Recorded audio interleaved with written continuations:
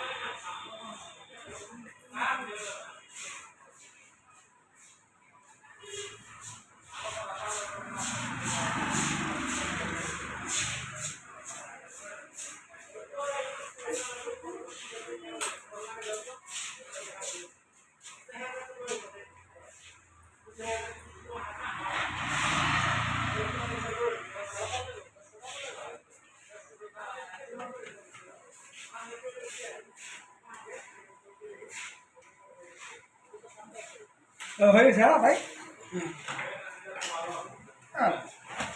উঠেন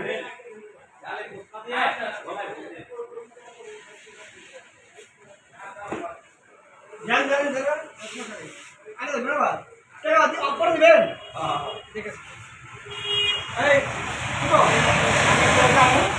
দোকানটা ঠিক আছে সমস্যা হয় আর যাওয়ার সময় তোমার দেবে। হ্যাঁ নাসির আছে না নাসির সেলুনের দোকান দিছি। সেলুনের দোকান দিয়া ঢাকা 2টা বাড়ি করে ফেলাইছি, অনেক পয়সা কামাইতেছি বুঝছো। এখন আমরা চিন্তা করতেছি আমরা কি করব। আমাদের তো ওই যে মুদি দোকানে ব্যবসা বাণিজ্য বাকি যায়, বাকি গিয়া ও টাকা উঠাইতে পারি না, আরো ক্যাশ ক্যাশ লাগে, চিলাচিলি লাগে।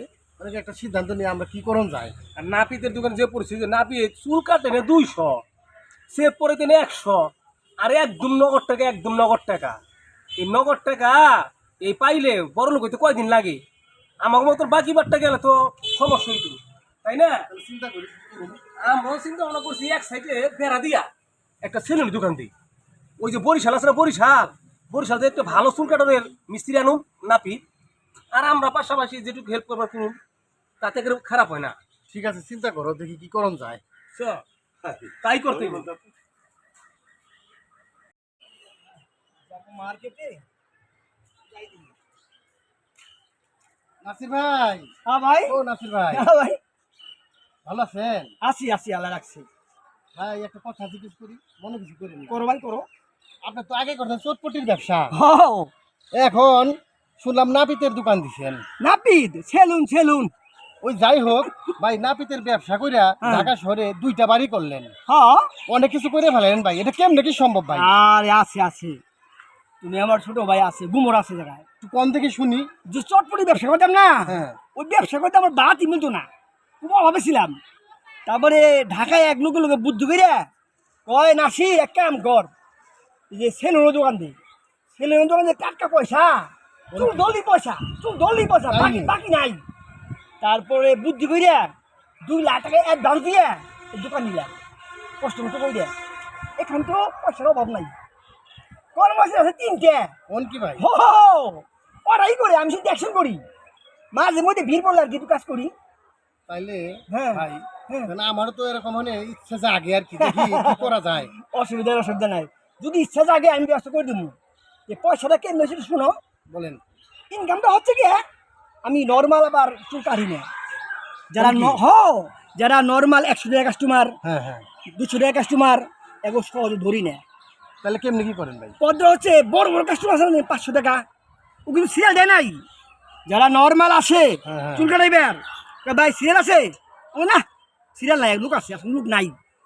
যখন লোক আহে বহে, কয় ভাই এই লোক আহে বই বললো, আমি কি করে জানো, এই লোক ফোনে সিরিয়াল দিছে কোন সিরিয়ালও ফোনে দেওয়ান লাগে? আর বানাই কই ও 500 টাকা কাস্টমার, এর লেগেই তো ভাই এত এই পয়সা 500 কামাই টাকা ফেলাইলেন। কাস্টমার যদি 4-5টা করতে পারি দিনে, এইভাবে আমার 5,000 টাকা ইনকাম।